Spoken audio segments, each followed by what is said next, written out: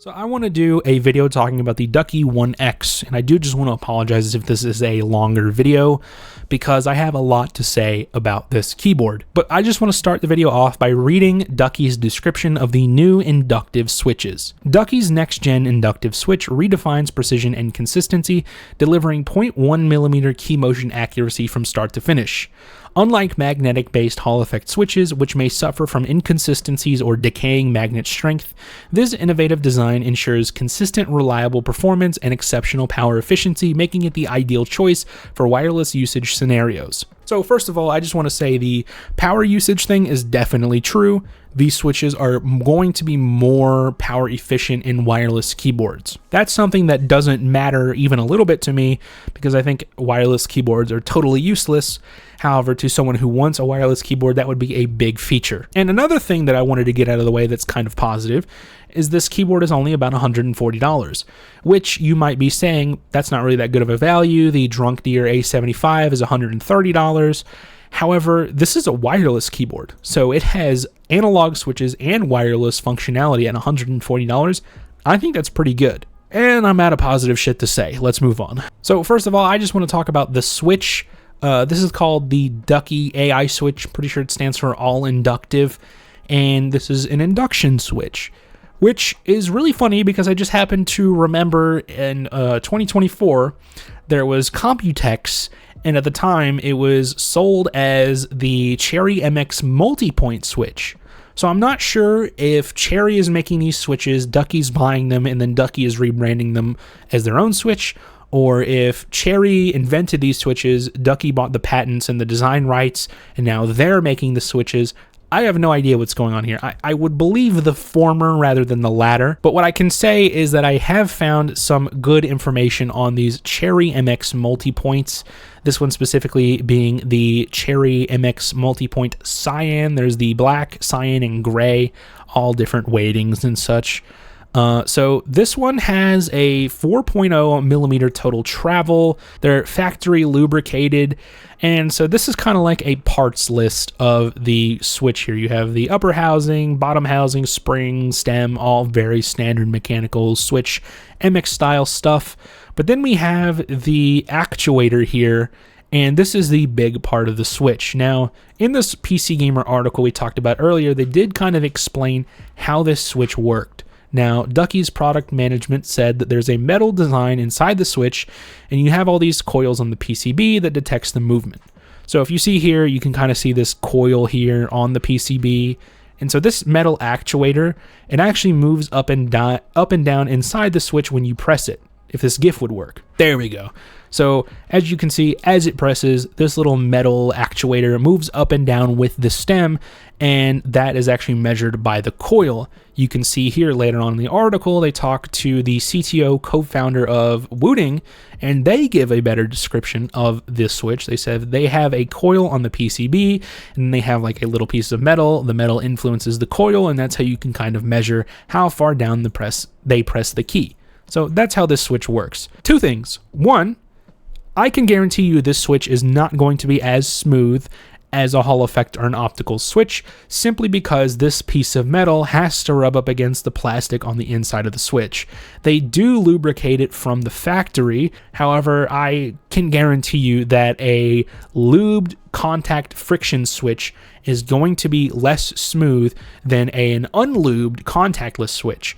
And even the Lecker switches, the most basic Hall effect switches, even come factory lubed as well. But second, we get a lot of information here that's going to be useful. For instance, this 4mm total travel.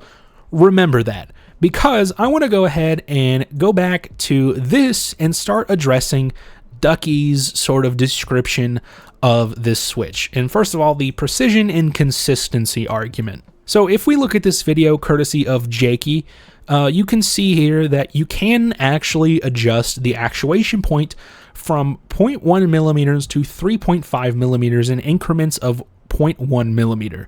And then we also see with the rapid trigger section, you can kind of customize the sensitivity of the rapid trigger from light, medium, and heavy. However, if we go to the utility software, you can do the same thing here with the actuation point, where you can adjust in increments of 0.1mm from 0.1mm all the way down to 4.0 millimeters. I'm not sure why all of a sudden it's only 3.5.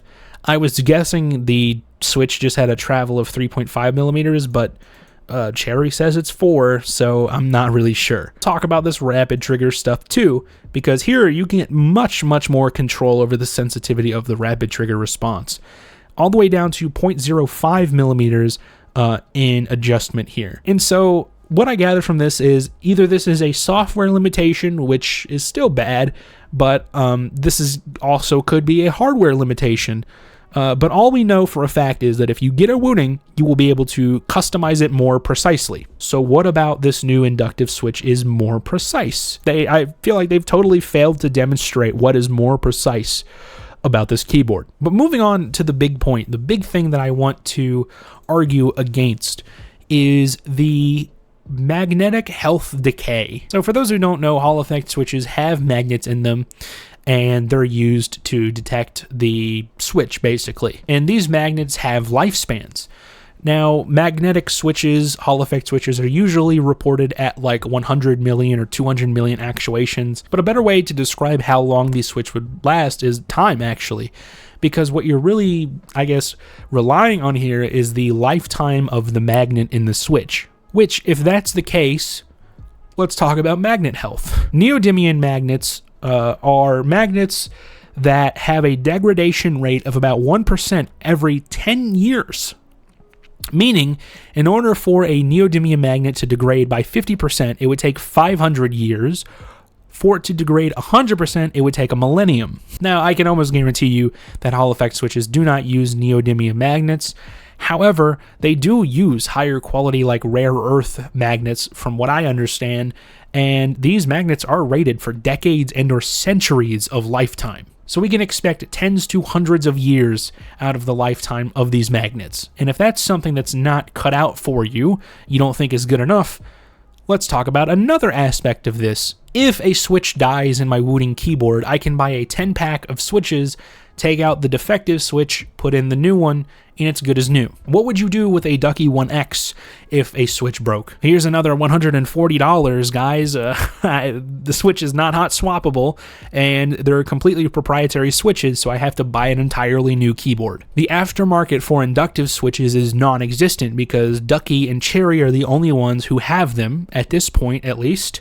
And also, not to mention, I don't think this keyboard is hot swap, so even if there was an aftermarket for inductive switches, you couldn't access it. Reliability to me doesn't just mean how long it takes for something to fail. It has a lot more to do with how easy is it to fix that thing once it has failed. So for instance, my Honda Civic is very reliable, not because it never fails, but because it's one of the most produced cars in the country, so that if I go to an auto repair shop, I can get a part within a day and have it fixed in the same day. An AK-47 is a reliable firearm, not because it never fails, but because when it does fail, it is so simple to take apart and replace that part that it is almost negligible. This is what makes things reliable rather than it never failing. So that's all the points that I wanted to address.